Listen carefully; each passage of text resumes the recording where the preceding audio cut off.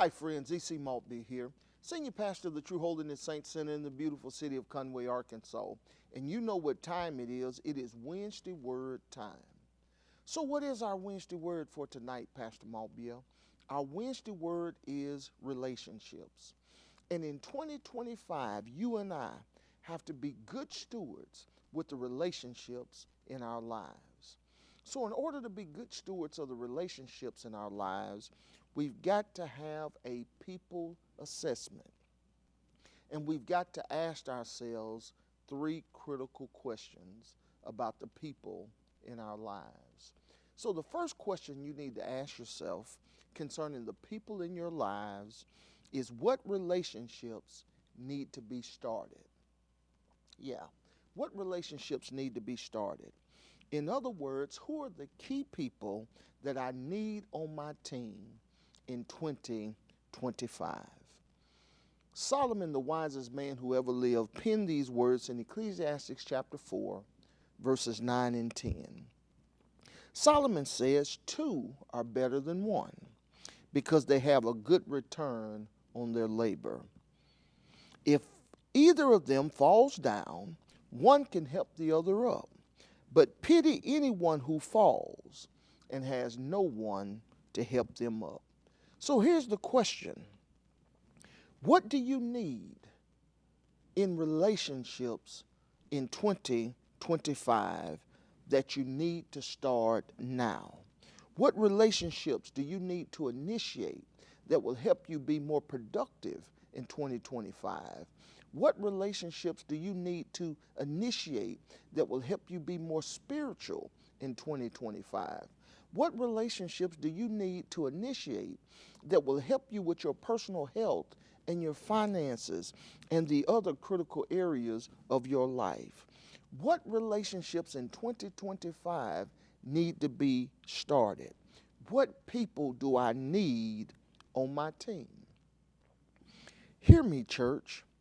When assembling the right team to be successful, you cannot afford to be passive.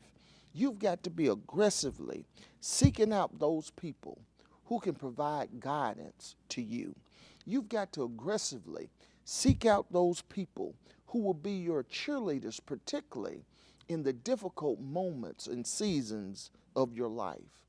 You've got to aggressively seek out collaborative and networks that will help you reach your goals and aspirations. Now, who do we need on the team? Who do we need to look at? And there are a lot of people you can look at, but maybe you ought to start with supportive family members.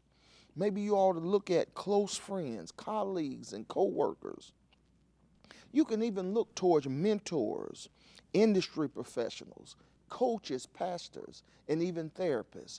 But you need to do a people assessment right now. What relationships do I need to start? But secondly, tonight, you need to ask yourself the critical question, what relationships need to be strengthened in my life? More specifically, are there any relationships in my life right now? Are there any people in my life right now that over the course of time, those relationships have become strained? You've got to have a serious conversation with yourself. Are there any unresolved tension between me and the most important people in my life? And if you find that there's stress, if you find there is tension, you cannot afford to let it linger. So how do we know, Pastor, when there's tension in a relationship? How do we know when there's that we've had a rift between me and someone I love? Here are some warning flags to let you know there's a rift in a relationship, to let you know that the relationship is going in the wrong direction. Warning sign, red flag number 1. You don't talk or communicate as often as you used to. Even when you are physically present with one another, you begin to notice a disconnect emotionally between you. Another red flag is you used to feel relaxed around one another. Now you find that one or both of you are acting guarded. And for some reason, you are hesitant to share important details of your life with them when you used to share them freely. Communication goes down. Being relaxed around each other is no longer existent. But here's another one. You no longer see a need to look at or make their priorities a preference in your life.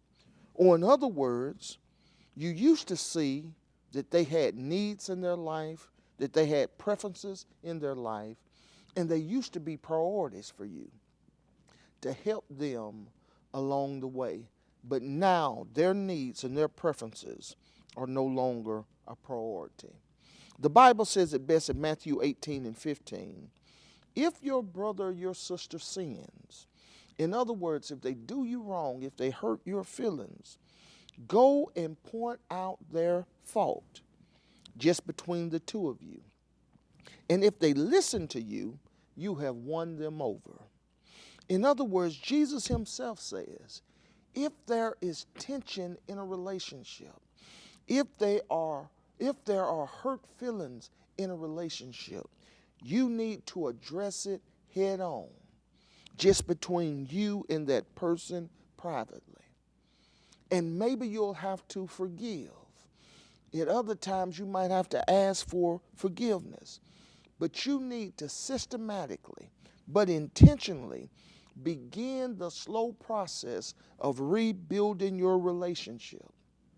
You need to strategically and intentionally begin the slow process of healing the hurt that has been caused. You've got to ask yourself the critical question, what relationships in my life need to be started? You need to ask yourself the critical question, what relationships need to be strengthened? And here's the last one, and I'm finished. What relationships in my life need to be stopped? Yeah.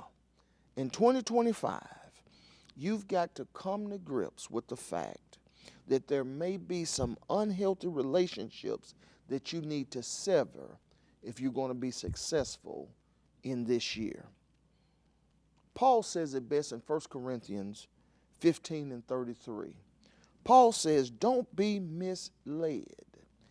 Bad company corrupts good character. Simply put, you've got to have a conversation with yourself and ask yourself, are there any bad influences in my life?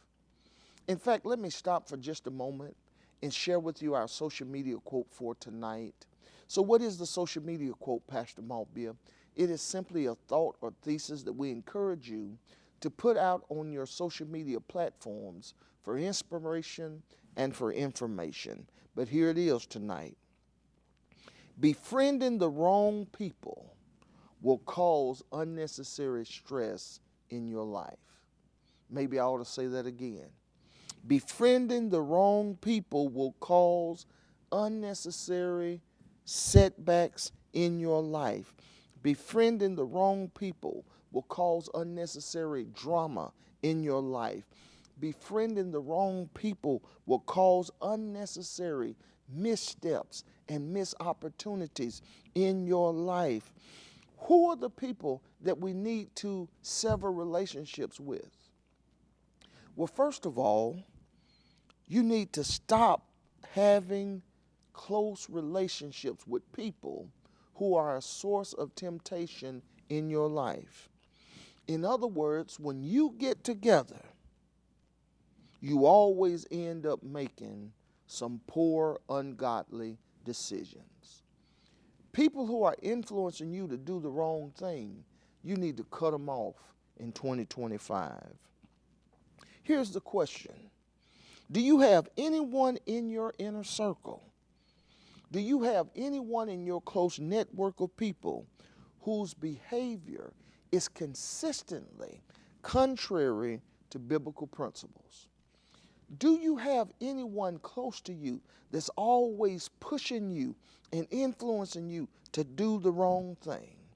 To do the wrong thing morally, to do the wrong thing with your money, even to do the wrong things with your health. There are some people you need to push out of your inner circle.